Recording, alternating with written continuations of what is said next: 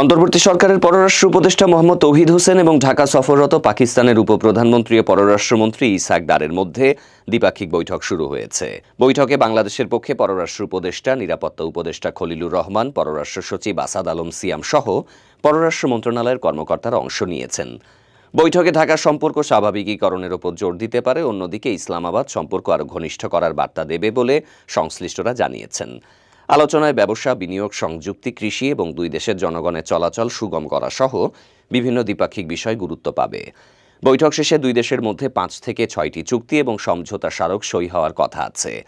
এর মধ্যে সরকারি ও কূটনৈতিক পাসপোর্টধারীদের ভিসা বিলোপ চুক্তি, জয়েন্ট ওয়ার্কিং গ্রুপ গঠন, সংস্কৃতি বিনিময় এবং বিভিন্ন গবেষণা ও বার্তা সংস্থার মধ্যে সহযোগিতা চুক্তি সই হতে পারে।